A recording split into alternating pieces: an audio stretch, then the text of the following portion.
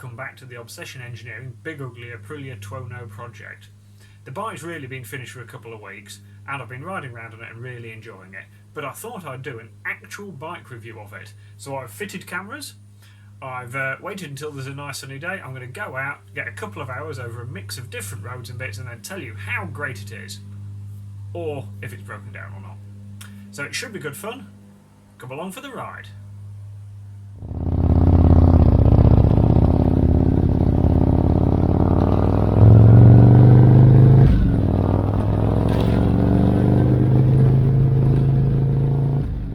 The first section of today's ride was through the middle of Lincoln, and it's fair to say the Tuono is not particularly at home in the middle of the city.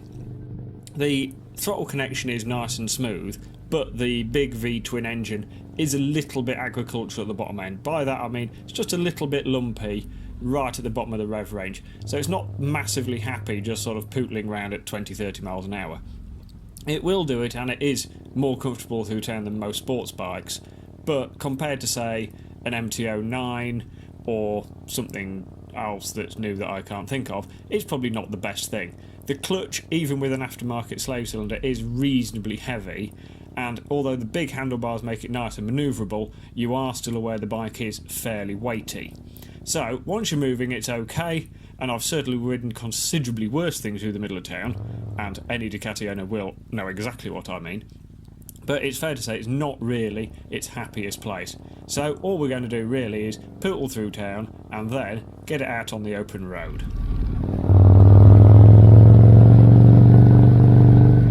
The next stage of the journey takes me down the A15, which is an old Roman road, and being as I'm riding an Italian motorcycle, there is a bit of continuity there, with admittedly a couple of thousand years in between. So I'm cruising along, and at sort of 50-60 miles an hour, in 5th and 6th gear, the bike's sort of just ticking over.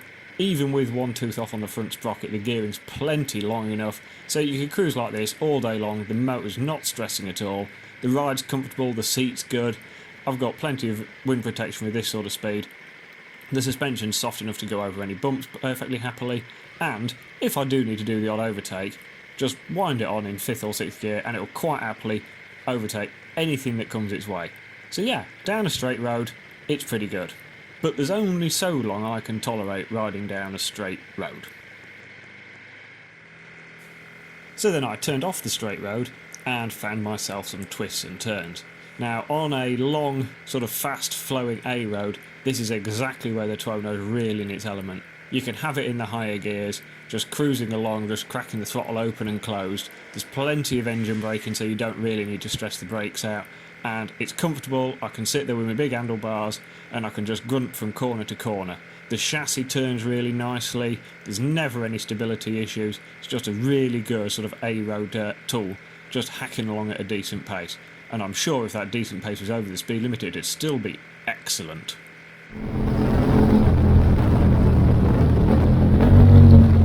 Off the A road and on some little back roads, and some of the little back roads and B roads of Lincolnshire are like motocross tracks, which is ideal because I've got motocross handlebars, so flicking it over the bumps and jumps, no problem at all with big levers.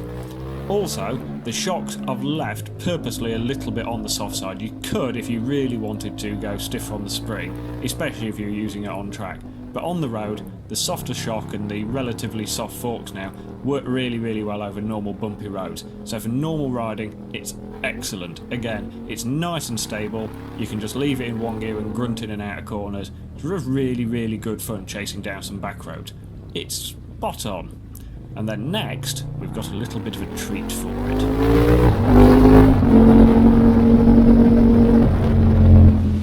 So if I'm pretending this is a proper motorbike review, out of my travels I was fairly close to my mate Pete's place at Actiforce Racing. So we've popped in, we're going to strap the big girl down and see what horsepower she does. I think on the dyno I suspect it will read quite rich on our fuel, because that tends to make them smoother on the road because this has got the sort of number 2 mapping to suit the pipes. And I reckon we'll be about 110 horsepower at the back wheel, but really on these things it's all about the torque. So we'll get her strapped down and give her a spin.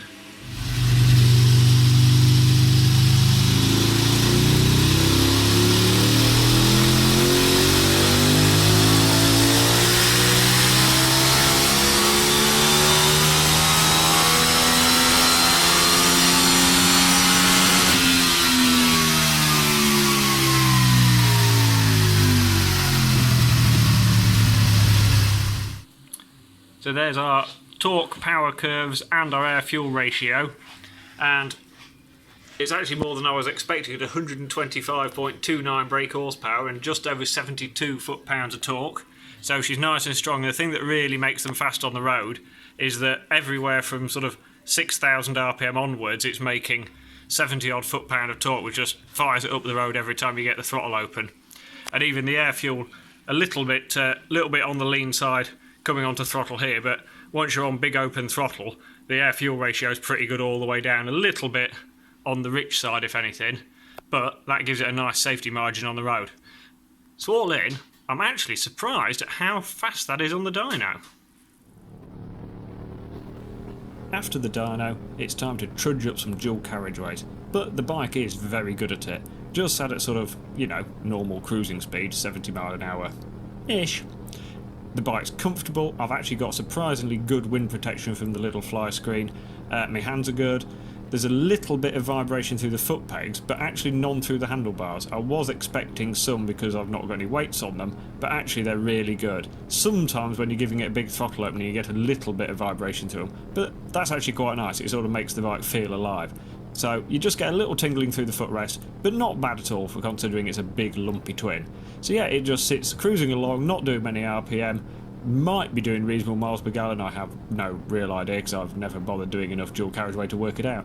But yeah, it's not a bad place to be and you could do some serious miles on it. So far I've ridden across half of Lincolnshire and I've been to Actiforce to put the bike on the dyno, and now the next little stop is at the Humber Bridge, which I have to admit I think is a fabulous piece of engineering. I mean, the absolute scale of it is just magnificent. It's a great piece of work. A little bit like my Tuono, I suppose. I mean, they're both quite big, they're both quite solid, and they're not exactly what you'd call subtle, but they both go about their business really, really well. I'm sure there are some more cliches that I can't actually think of right now, but so far I'm really enjoying riding around in my Tuono in the sunshine in Lincolnshire. All hail the greatness of Lincolnshire. Heading back towards Lincoln and I'm on slightly more familiar territory, so I'm able to load the bike up a little bit more through some series of corners, and when you start going a bit quicker on it, the shock is a little bit softer. I mean, the damping's lovely and plush in it. I think this is the advantage of having the Öhlins unit out of a factory in it, but it works really, really well. It is maybe a little bit on the soft side for really quick riding, but it would compromise it everywhere else, I think, if I put a stiff spring in it. So I'm going to leave it how it is. The forks work really nicely, there's no crashing over bumps or anything, they track well, they're using all their travel when I need them to, they're pretty plush, they're not a bad thing at all. The brakes are good when you need them, and it's just a really entertaining ride. Having the big handlebars on it has made it a little bit easier for me to move around on the bike because I think my arms are in a more natural position. So all in, I'm really pleased with the subtle modifications I've made. So I'm back from my big ride out on the Tuono. It's pretty much dark outside, but I've had a real nice afternoon riding around Lincolnshire in the sunshine. Done about 120 miles. Got a real good feel for the bike on sort of a longer ride out because I've done quite a lot of short runs on it. And I really, really like it. It's excellent at some stuff, and there is no bad point to it. It's manageable in town, even though it's not perfect. The clutch is a little bit heavy and the motor's a little bit grumbly at the bottom. Sat at sort of 50-60 miles an hour or a little bit more on A roads and dual carriageways and bits, it's comfortable. There's only a little bit of vibration from the foot pegs, but it's actually pretty good. The wind protection is not bad either. Down a little scratchy back road, the chassis is really good, it steers really well, the brakes are sharp, the motor's exciting, it drives off corners really well. If it was a pure out and out sports bike, you'd probably want the suspension a little bit stiffer, especially at the rear, but I think that'd spoil the ride everywhere else. So, I can live with that, no problem at all. I've ridden it in the dark before and the headlights are good, and really it's an all-round good motorbike. It fits me really well as well because I'm just over 6 foot tall, so it's quite a big bike. And really it's the first bike I've had where I've had flat handlebars as opposed to clip-ons, and I think I prefer it.